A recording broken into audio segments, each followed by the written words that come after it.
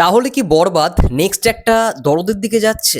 কারণ যেই সিনেমার কোনো প্রমোশন নেই, যেই সিনেমা নিয়ে কোনো আলোচনা নেই এবং রিলিজের মাত্র ১ মাস ১০ দিনের মতো টাইম বাকি। নমস্কার বন্ধুরা, আমি রূপম চলে এলাম আজকের প্রথম ভিডিও নিয়ে। প্রথমেই জানাচ্ছি সবাইকে ভেরি ভেরি গুড মর্নিং। দেখো বন্ধুরা, বেশ কয়েকদিন আগে আমি একটা পডকাস্ট করেছিলাম শ্রী স্বপন চৌধুরী স্যারের সঙ্গে। তোমরা তাকে সবাই চেনো। তিনি একজন খুব নামকরা বাংলাদেশের পরিচালক এবং প্রযোজকও। এবং তিনি একটা কথা বলেছিলেন দরদ নিয়ে। আমি যখন তাকে একটা প্রশ্ন করি যে দরদকে এরকমভাবে তো প্রমোট করার কোনো দরকারই ছিল না, তিনি একটাই কথা বলেছিলেন যে প্যান ইন্ডিয়ার নামে অনন্য মামুন যে ব্লাফটা ছড়িয়েছিল সেটা সত্যি খুব ভুল। আমরা তো কখনো বলিনি যে প্যান ইন্ডিয়া সিনেমা চাই।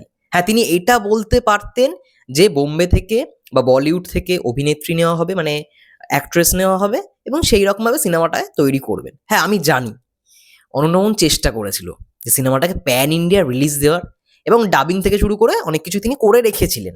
এটুখানি আমরা বুঝতে পেরেছি, কিন্তু আলটিমেট সেটা হয়নি। এবার এটা কিন্তু প্রথমবারের জন্য নয়।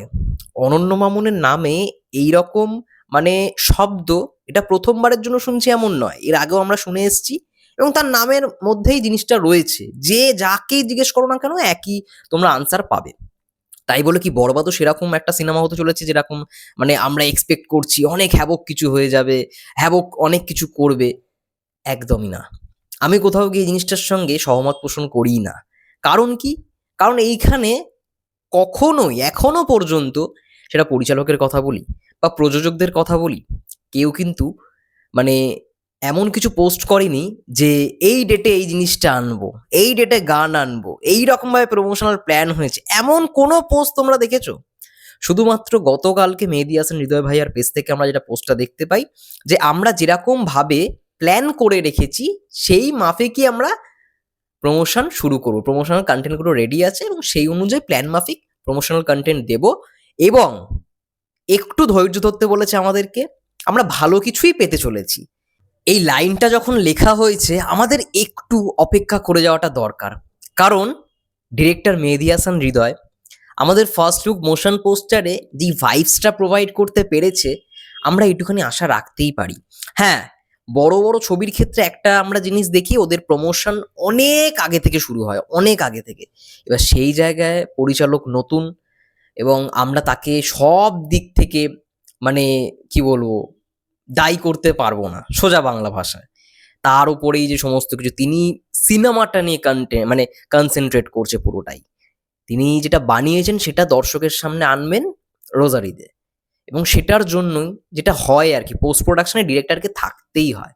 সে মাস্ট, প্রডিউসার না থাকুক, অভিনেতা অভিনেত্রীর ডাবিং শেষ হয়ে যাওয়ার পর তারা থাকুক বা না থাকুক, কিন্তু ডিরেক্টরকে প্রত্যেকটা জিনিসে থাকতে হয়।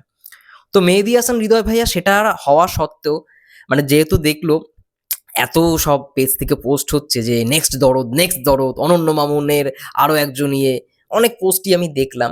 কিন্তু হ্যাঁ, এটুখানি জানি অনেকেই মন থেকে আবেগে হয়ে পোস্টগুলো করে।